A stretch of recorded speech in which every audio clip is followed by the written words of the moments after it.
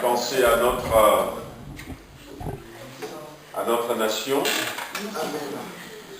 avec tout ce qu'on entend vivre en France. La France a plus que jamais besoin de prière. Je ne sais plus, c'était dimanche, samedi ou je ne sais plus trop. Ça doit être samedi où moi j'avais vu une émission sur Arte. On avait vu sur les Huguenots. Voilà.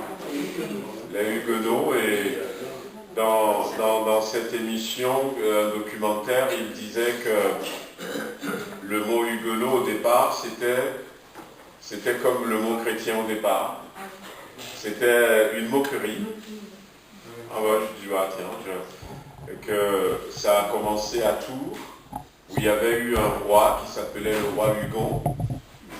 Et il y avait des manifestations, et puis dans la population, on disait que c'est le fantôme du roi Hugon. Et quand les chrétiens ont commencé à se rassembler la nuit, en cachette, on a commencé à les appeler des Huguenots, voilà, les ombres de la nuit. Hugo, non. Voilà.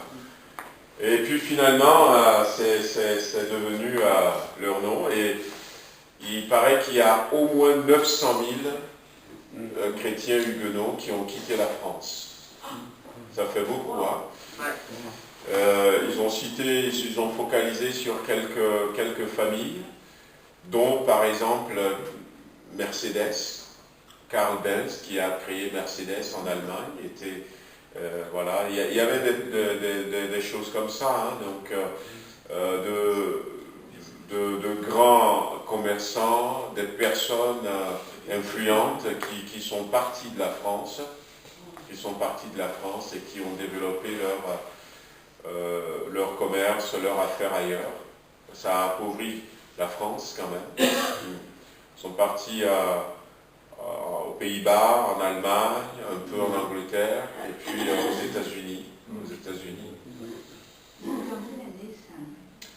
Alors, c'est dans les années, vers la fin des années 1500, après la Saint-Barthélemy, donc il va y avoir, et c'est sous le règne de Louis XIV, hein, donc, que la plus grande partie vont partir, parce que Louis XIV, c'est lui qui va annuler l'édit de Nantes, voilà. Quand il a annulé, il a transformé, tout ça.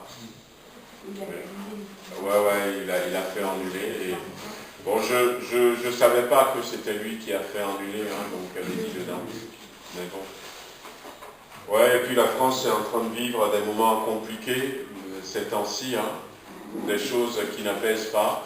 On ne sait pas encore comment ça va se passer le jeudi 5. Voilà, donc on veut prier encore pendant quelques minutes. Élevons vraiment la voix pour prier pour la France. Prier aussi pour la famille de ces soldats qui sont tombés. Et que pendant ces moments de douleur, malheureusement des fois quand on traverse des moments de souffrance, l'ennemi nous dit c'est la faute à Dieu, mais que les gens puissent dire et si on essaye Dieu, si on essaie de retourner vers Dieu. Voilà, vendredi nous prions pour la France en disant ce que toi tu nous dis dans ta parole, cherchez le bien du pays où je vous ai placé parce que votre bonheur dépend du sien. Et là Seigneur, nous ne prions pas simplement parce que nous recherchons un bonheur qui est lié à cette nation, mais nous prions parce que la nation souffre. Nous prions parce que, Seigneur, les ténèbres sont là. Et il y a des gens, Seigneur, qui sont en souffrance et qui traversent des moments compliqués.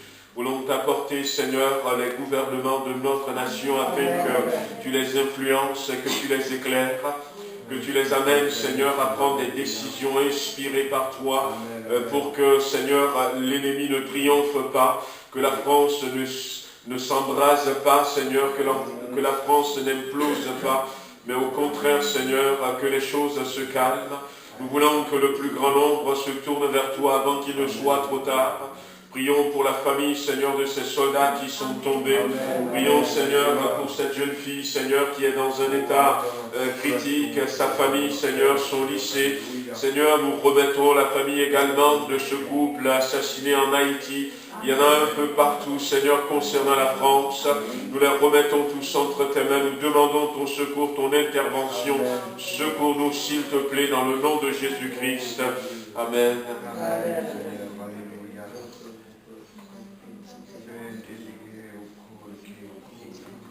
Seigneur, je te remets le pays de France. Tu vois les souffrances qu'il y a dans le peuple, Seigneur, pour que des jeunes en arrivent à s'immoler. C'est quelle souffrance. Que le Seigneur bénisse notre nation. On va poursuivre la petite étude que nous avions commencée la dernière fois. Nous parlions de maturité. Parvenir donc à la stature d'homme fait. Et nous disions que la Bible va nous montrer que le modèle, c'est Jésus-Christ. Nous sommes appelés à grandir, à croître, comme Jésus a grandi, comme il a évolué. Nous avions lu Luc chapitre 2, verset 52, pour ceux qui s'en rappellent. On peut reprendre ce verset, Luc chapitre 2, le verset 52. Il est dit que Jésus-Christ grandissait, il croissait en sagesse, en stature et en grâce devant Dieu et devant les hommes. Une version disait, et Jésus continuait à grandir. Son intelligence s'affinait, il se rendait toujours plus agréable à Dieu et aux hommes.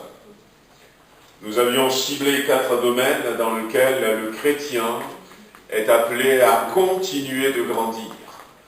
Jésus-Christ continuait à grandir.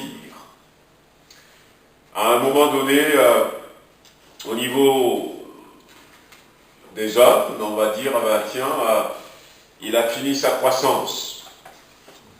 Peut-être au niveau de la taille, mais pour autant, au fur et à mesure que les années se succèdent, on continue de grandir. On ne peut pas dire, il a fini sa croissance à 17 ans, et puis il reste à 17 ans. Le temps passe, il est toujours à 17 ans. Ah ben non. Même si nous on dit qu'il a fini sa croissance parce que, au niveau de sa taille, il s'est arrêté. Chaque jour qui passe, on continue de grandir. À un moment donné, les cheveux noirs vont commencer à blanchir. La peau, parce que quoi? On continue de grandir. Et sur le plan spirituel, la Bible nous invite à ne pas s'arrêter.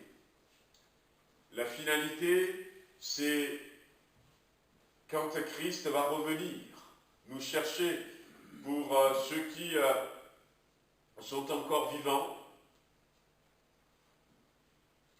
La finalité, c'est jusqu'à la fin de notre pèlerinage terrestre. Jusque-là, jusqu'à ce que Dieu nous donne l'occasion de quitter la terre, d'une manière ou d'une autre, nous avons besoin de continuer à grandir. Jésus-Christ continue, il continuait à grandir. On pourrait prendre l'exemple de Samuel, le prophète, qui aussi va continuer à grandir. Chaque année, quand sa maman allait le voir à Silo, il va lui apporter une nouvelle robe. Parce que l'ancienne était devenue petite. Un nouveau vêtement chaque année. Il grandissait et le vêtement changeait. Et nous avions dit la dernière fois que Jésus, on s'était arrêté sur, au travers de ce verset, sur 4 domaines dans lesquels nous avons besoin de grandir, d'atteindre de continuer de mûrir, de continuer de croître.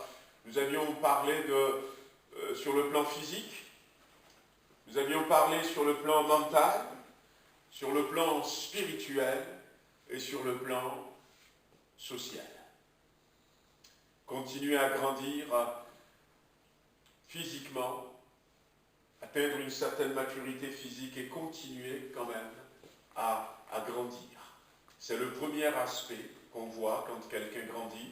Le bébé, il n'est plus bébé, il commence à devenir un petit garçon ou une petite fille, et puis après une adolescente, un adolescent, un jeune garçon, une jeune fille, et puis on va dire, tiens, il devient homme. La croissance physique,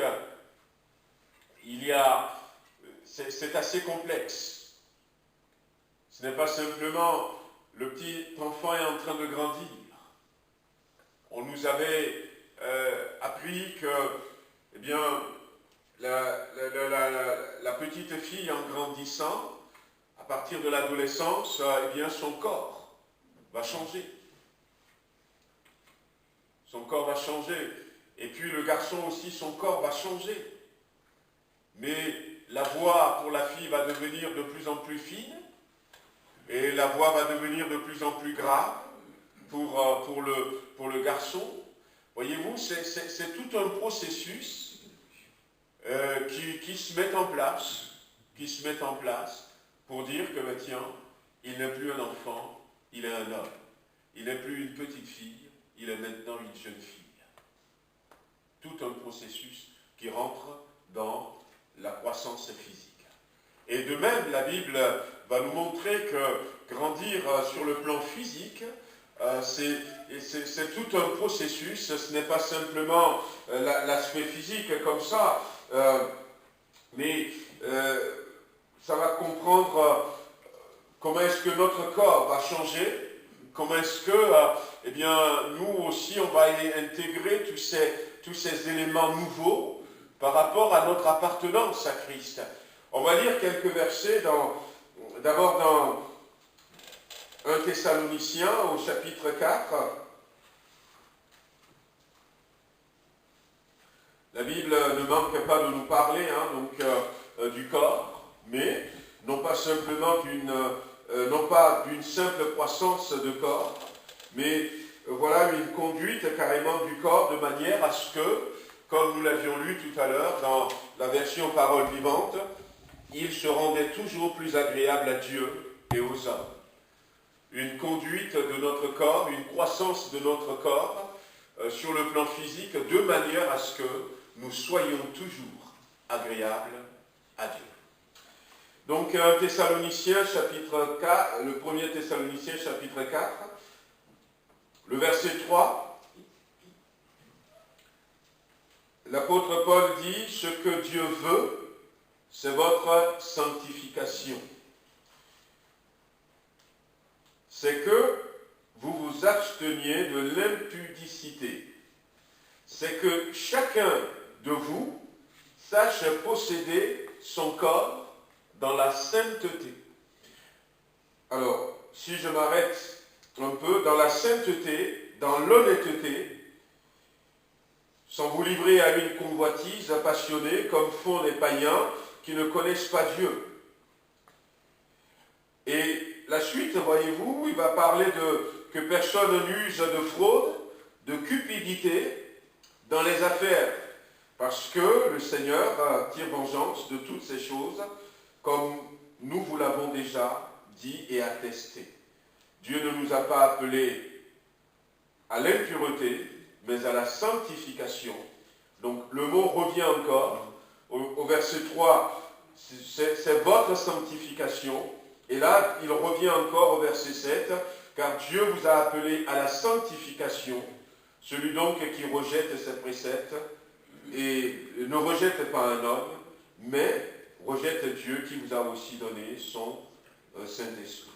Alors, voyez-vous, l'apôtre Paul parle ici de sanctification, de sainteté. et il va mentionner le corps. Le corps.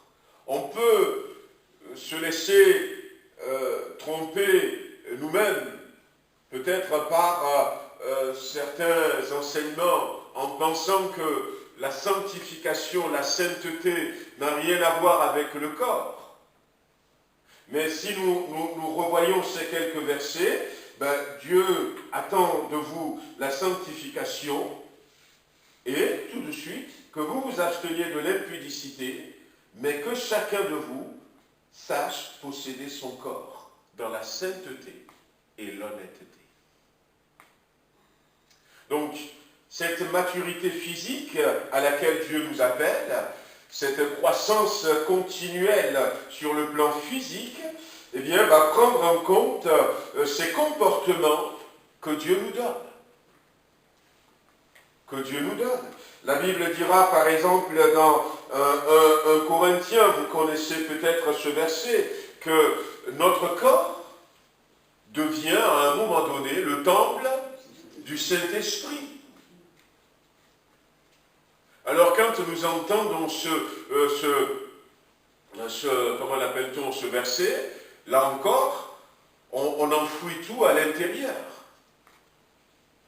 On dit tout à coup, le Saint-Esprit vit en moi, Dieu vit en moi, eh bien mon intérieur est le temple du Saint-Esprit, mais ce n'est pas ce que la Bible dit d'abord. La Bible dit mon corps.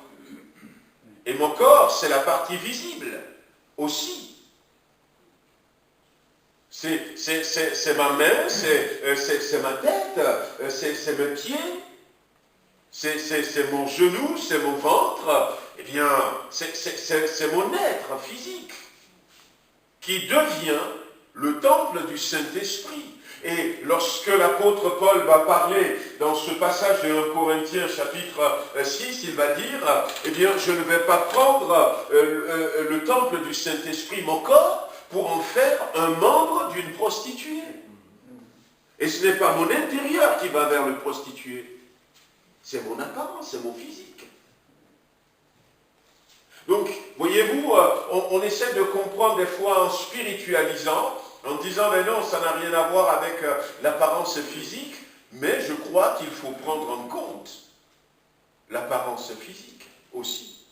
L'apôtre Paul, lui encore, il dira à Timothée, dans 1 Timothée chapitre 4, verset 8, il va lui dire par exemple, l'exercice corporel, on l'avait cité d'ailleurs ce verset, 1 Timothée chapitre 4, verset 8, exerce-toi à la piété, car l'exercice corporel est utile à peu de choses, tandis que la piété est utile à tout, ayant la promesse de la vie présente et de celle qui est à venir. Voilà. Donc, et là même l'apôtre Paul va encourager,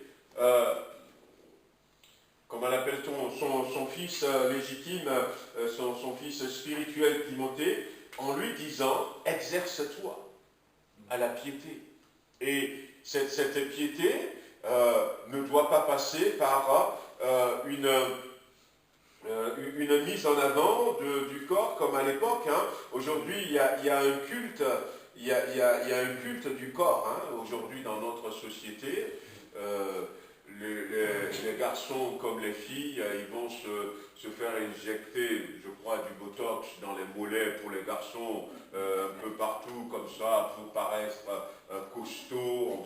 On veut que, et puis des fois, avec Maggie, des fois, on voyait des gens, et même des gens à l'église, hein, donc, qui prêchent à la télé chrétienne, là, qu'on a God TV des fois, des gens qui n'arrivent plus à sourire, tellement ils se sont tirés le visage. Ah ben oui, on ne peut même plus sourire, on veut rester éternelle jeunesse, et rester éternellement jeune. C'est ce que je suis en train de dire tout à l'heure, dire que sa croissance est arrêtée à 17 ans, moi je veux rester à 17 ans. Je ne veux plus continuer à grandir. Ah ben il y a beaucoup d'avantages à continuer à grandir, à croître. C'est ce que la Bible nous montre.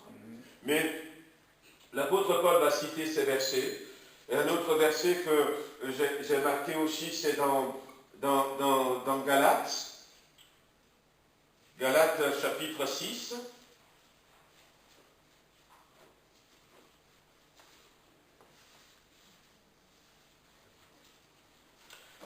Le verset 7.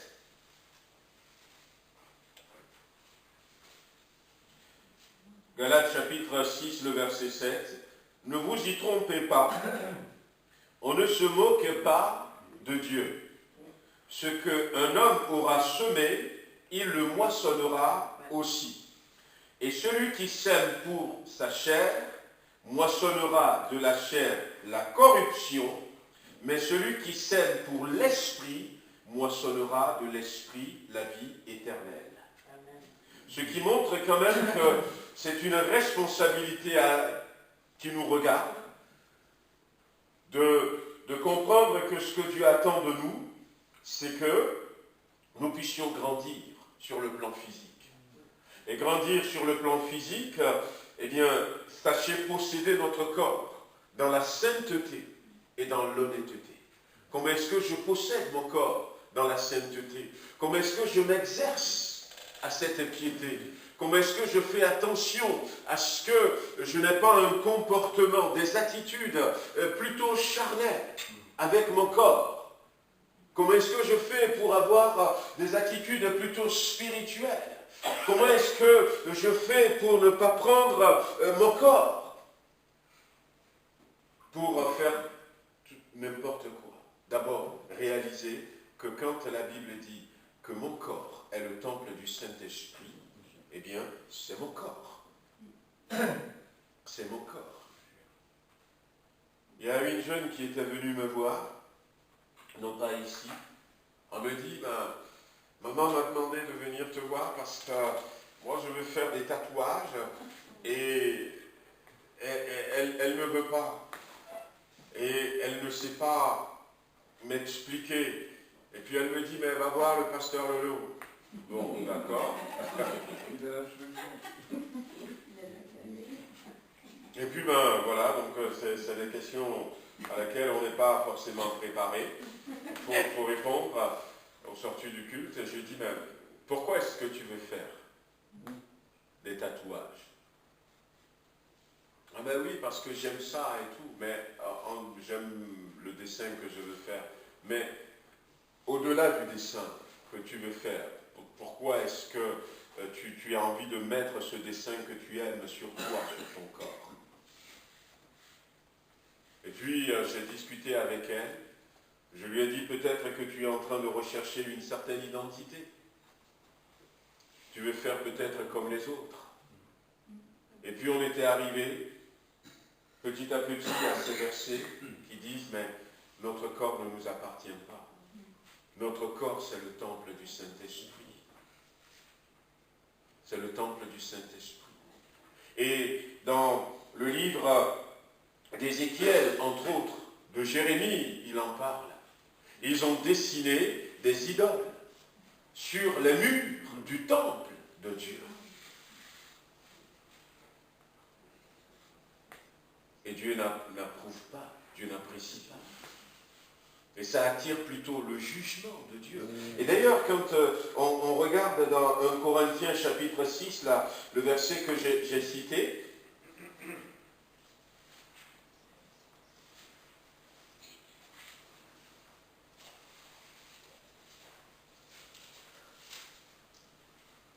on peut lire, on peut le lire, j'ai récité, mais... Alors, on va lire à partir du 1 Corinthiens chapitre 6, on va lire à partir du verset 9.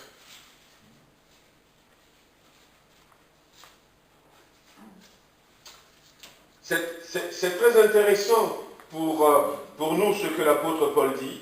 Ne savez-vous pas, il a commencé, on commence par là, hein, ne savez-vous pas que les injustes n'hériteront point le royaume de Dieu? Ne vous y trompez pas, ni les impudiques, ni les idolâtres, ni les adultères, ni les efféminés, ni les infâmes, ni les voleurs, ni les cupides, ni les ivrognes, ni les outrageux, ni les ravisseurs, n'hériteront le royaume de Dieu. Et c'est là ce que vous étiez, quelques-uns de vous. Mais vous avez été lavés, mais vous avez été sanctifiés, mais vous avez été justifiés au nom du Seigneur Jésus-Christ et par l'Esprit de notre Dieu. Tout m'est permis, mais tout n'est pas utile. Tout m'est permis, mais je ne me laisserai asservir par quoi que ce soit.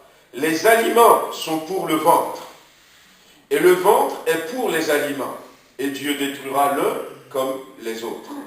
Mais le corps n'est pas pour l'impudicité. Il est pour le Seigneur, et le Seigneur pour le corps. Le Seigneur est pour le corps, frères et sœurs. Mon corps, le Seigneur est pour mon corps. Et c'est pour ça que je dois faire attention. Comment est-ce que je traite mon corps? Le corps est pour le Seigneur et le Seigneur est pour mon corps. Un jour, mon grand frère est rentré à la maison avec un cheveu coiffé d'une certaine manière, je ne sais pas. Et quand mon papa l'a vu comme ça, mon papa a dit, allez, assieds-toi. Et mon papa lui a rasé la tête. Et puis nous tous, on a compris. Que quel que soit les mots qu'il y a dehors, on ne peut pas rentrer à la maison avec n'importe quelle coupe de cheveux. Ah mais là, on a compris, il n'y avait pas besoin. Lui-même, il pleurait quand mon papa lui rasait la tête. Mais la leçon est claire. Mais on a compris que, eh bien, tant que nous sommes avec papa, on ne peut pas faire n'importe quelle coupe sur la tête. Il n'accepte pas, voyez-vous. Mais sans aller peut-être jusque-là, prenons d'abord conscience, ou prenons déjà conscience, que mon corps est pour le Seigneur, et que le Seigneur est pour le corps. Et pour le corps.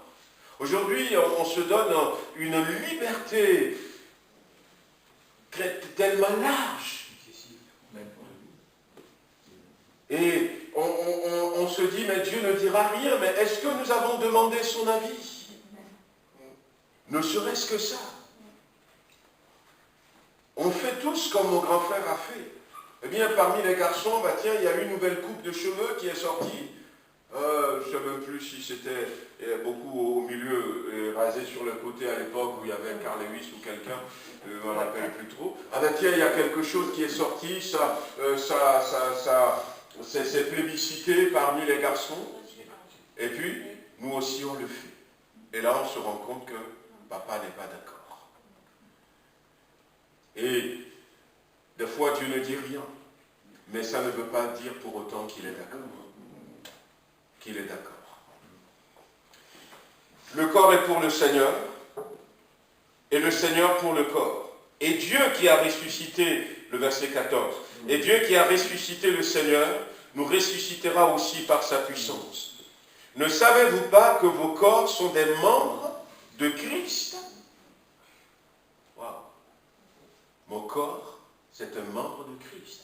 Autrement dit, si je veux caricaturer un peu ça, il y a le corps de Christ qui est un corps, et moi peut-être, avec tout ce que je représente, je suis peut-être l'ongle. Je fais partie du corps de Christ. Je suis peut-être l'ongle de ce corps de Christ. Je suis peut-être un cheveu. Je suis peut-être, je ne sais pas, le bout de doigt. Je fais partie du corps de Christ. Et ce que je porte sur moi, c'est le corps de Christ qui le porte sur lui. L'accoutrement que je me mets, eh bien, c'est le corps de Christ. Imaginez quelqu'un qui est bien habillé et qui va au travail, et puis costume, cravate, tout, qui est bien habillé, et puis qui a un de ses doigts, eh bien, qui est trempé dans goudron ou dans du miel et qui attire des mouches, des moucherons, et puis qui marche bien, mais les gens vont le regarder, ils vont dire, mais il y a quelque chose qui va pas. Mais monsieur, votre doigt ne colle pas avec le reste. Et des fois, c'est ça. Parce qu'on ne réalise pas que nous sommes membres du corps de Christ. Mais on continue encore un peu la lecture.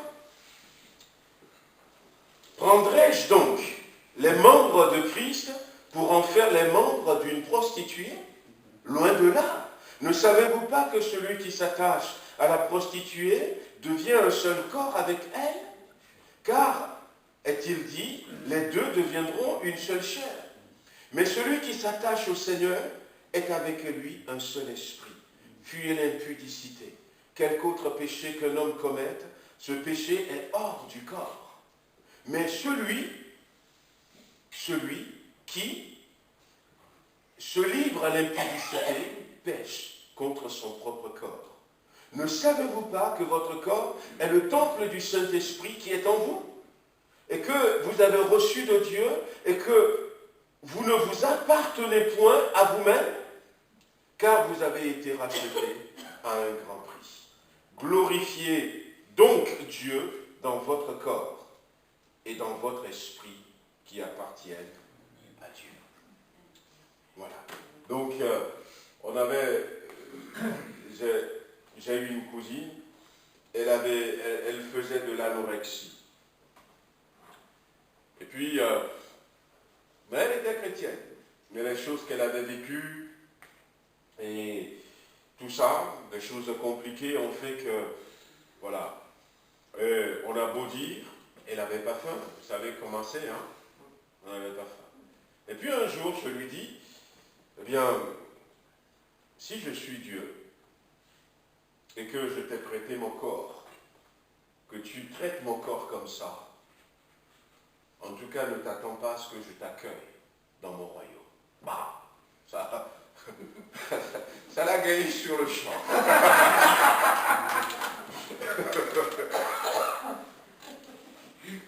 Elle dit, mais qu'est-ce que tu dis? Ben, je dis, mais est-ce que tu sais qu'en tant que chrétienne, ton corps ne t'appartient pas? Et tu vois, dans quel état tu mets ton corps? Ah ben, écoute, si moi je suis Dieu, que je t'ai prêté mon corps, et que ton corps, ça m'appartient, et que tu traites ça comme ça, ben ne t'attends pas à ce que je t'accueille chez moi. Un déclic. Ça n'a pas attendu du jour au lendemain. Elle a eu faim tout de suite.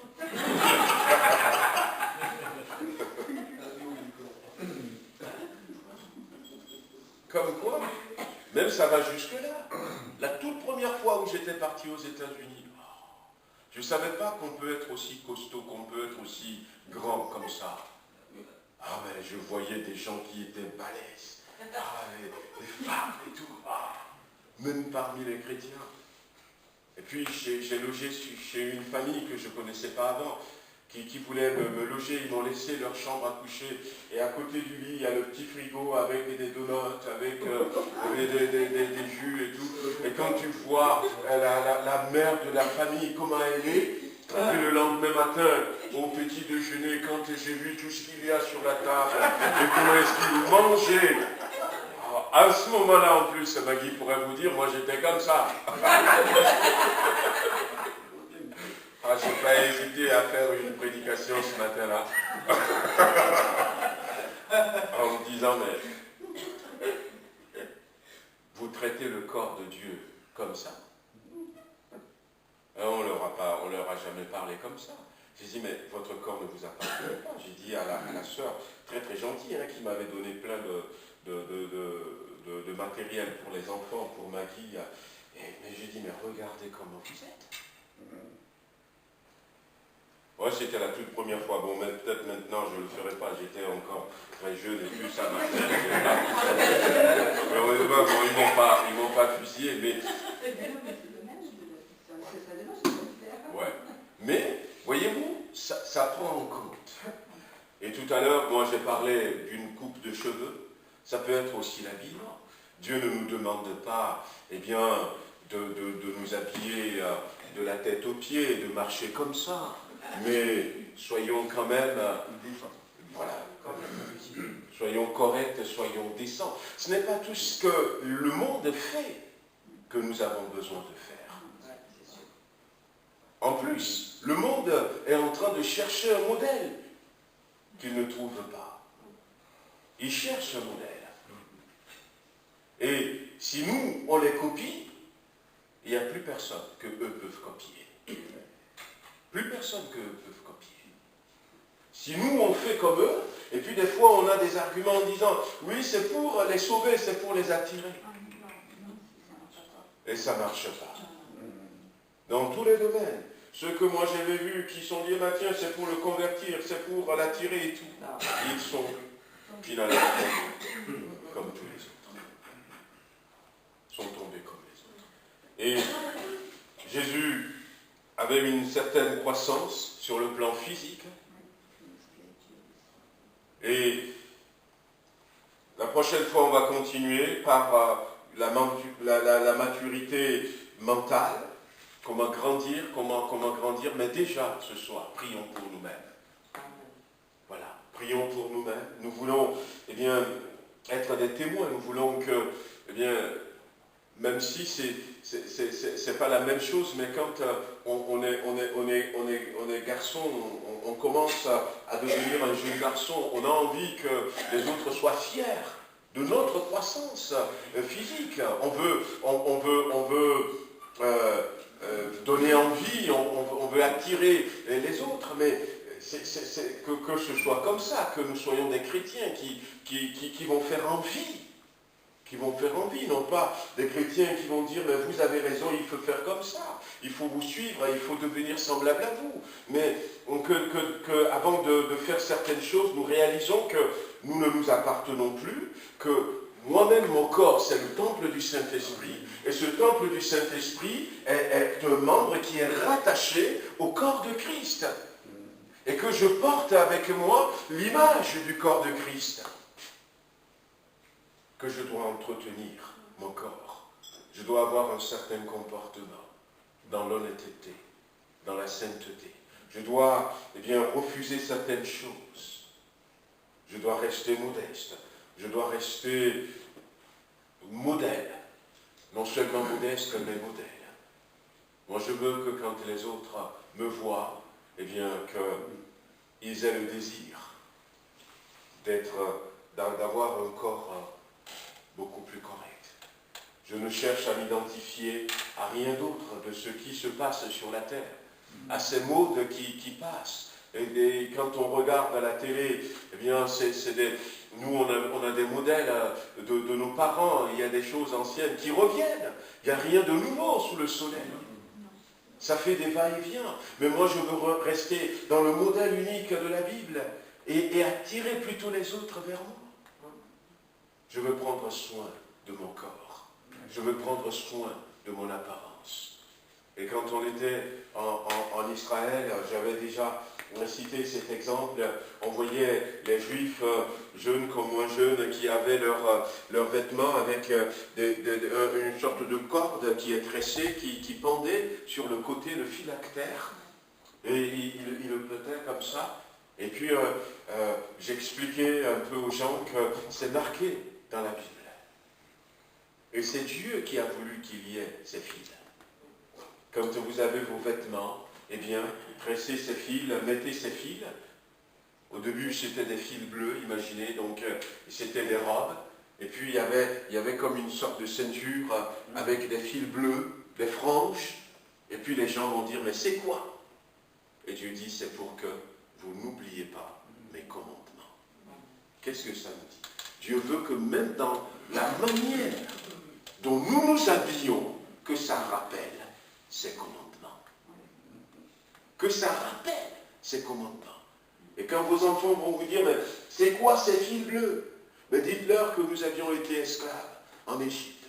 Et l'Éternel, notre Dieu, nous a sortis à bras forts, à main puissante, et qu'il nous a donné ses commandements pour que nous puissions continuer, en les suivant, à mener une vie heureuse. N'oubliez pas mes lois, même dans vos vêtements. Et dans mon habillement, est-ce qu'il y a quelque chose qui rappelle que j'appartiens à Dieu, que Dieu m'a sauvé, que Dieu demande de moi que je sois quelqu'un qui va marcher dans la sainteté? Est-ce qu'il y a quelque chose qui me rappelle? Croître physiquement, je crois que ça passe par tout cela. Ce n'est pas simplement une croissance du corps, mais c'est tout ça qui l'entoure. Et si nous voulons être des disciples qui veulent ressembler à leur maître, que le Seigneur nous aide à mettre toutes ces choses en application. On prie quelques instants, levez la voix à 2, à 3, comme vous le souhaitez. Seigneur notre Dieu, nous voulons venir de ce soir encore devant toi pour te demander de nous aider à être de ceux qui ne vont pas continuer à vivre n'importe comment en croyant que tout se passe à l'intérieur. C'est intérieurement que j'adore mon Dieu et que, en apparence, physiquement, eh bien, la Bible même dit que Dieu ne s'attache pas à l'apparence. Seigneur, nous ne voulons pas rester dans ces raisonnements, mais nous voulons comprendre ce soir encore que notre corps fait partie des membres du corps de Christ, que notre corps est le temple du Saint-Esprit. Seigneur, la Bible dit d'ailleurs que ceux qui ont de telles pratiques, qui ne respectent pas ce principe que mon corps appartient à Christ, seront sévèrement punis. Seigneur, ils ne posséderont pas le royaume, ils ne vont pas pouvoir marcher dans cette sainteté, cette sanctification. Est-ce que nous te demandons ce soir pour nous-mêmes, Seigneur, pour notre Église, Seigneur, apprends-nous, Seigneur, à grandir physiquement, non pas simplement une croissance du corps, mais une croissance dans ses comportements, dans ses conduites qui honorent Dieu, et ces conduites qui montrent que désormais notre corps t'appartient. Viens nous aider dans le nom de Jésus-Christ. Viens corriger, Seigneur, nos comportements. Donne-nous, Seigneur, de prendre sur nous, de ne pas copier simplement ce qui se passe dehors, mais au contraire, Seigneur, de nous tourner d'abord vers toi, de chercher, Seigneur, à te plaire avant tout. La Bible dit dans la version parole vivante, et Jésus-Christ était agréable à Dieu, et il était agréable aux hommes, Seigneur. C'est ce que nous voulons physiquement, être agréable à toi, être agréable, Seigneur, à nos frères et sœurs. Merci de nous bénir, merci de nous aider, merci de nous corriger, Seigneur. Merci de nous amener, Seigneur, dans cette dimension où nous allons de plus en plus ressembler à notre Maître Jésus-Christ et être ses disciples. Béni sois-tu, Seigneur, au nom de Christ et Jésus. Amen. Amen.